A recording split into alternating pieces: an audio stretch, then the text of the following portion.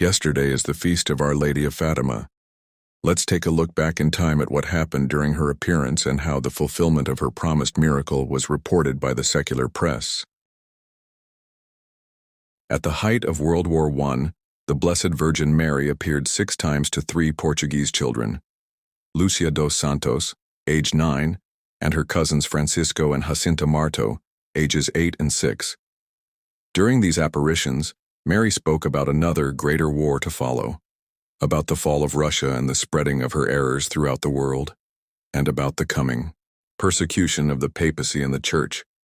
To invent such things would have been far beyond the capabilities of 3 young peasant children living in a secluded mountainous region of Portugal. The Portuguese government at that time had become thoroughly secularized, and many government officials influenced by Freemasonry were virulently anti-Catholic.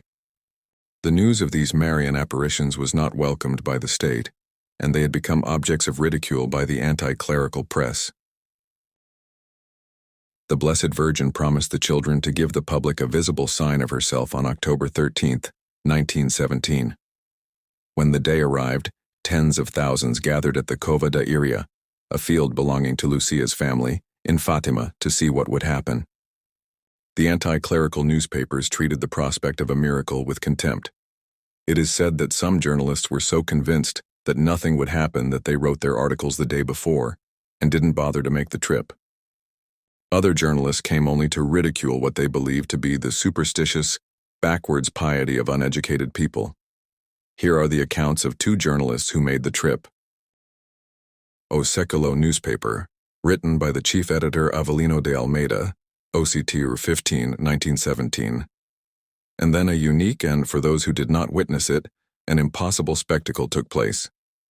From the crest of the road where the carriages had gathered, full of hundreds of people, which had no courage to descend to the muddy ground, everyone could see the great crowd turning towards the sun, which was high in the clear sky. The heavenly body was like an opaque silver plate, and it was possible to look at it without the least effort. It did not burn, nor did it blind. It was as if an eclipse was taking place. But suddenly a loud clamor arose, and the onlookers who were nearest were heard shouting, "Miracle, miracle, wonderful, wonderful." O Dia newspaper, October 17, 1917. At 1 o'clock in the afternoon, midday by the sun, the rain stopped. The sky, pearly gray in color, illuminated the vast arid landscape with a strange light. The sun had a transparent, gauzy veil, so that the eyes could easily be fixed upon it. The gray mother-of-pearl tone turned into a sheet of silver, which broke up as the clouds were torn apart, and the silver sun, enveloped in the same gauzy gray light, was seen to whirl and turn in the circle of broken clouds. A cry went up from every mouth, and people fell on their knees. The light turned a beautiful blue, as if it had come through the stained glass windows of a cathedral, and spread itself over the people who knelt with outstretched hands. The blue faded slowly, and then the light seemed to pass through yellow glass.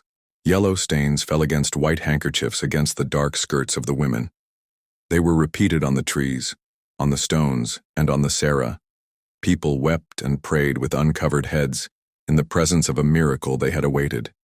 The seconds seemed like hours, so vivid were they. Time and time again, enemies of the faith have inadvertently provided compelling evidence for the truth of the faith. Herod the Great, the scribes and Pharisees, Voltaire, Martin Luther, John Calvin, and so many more.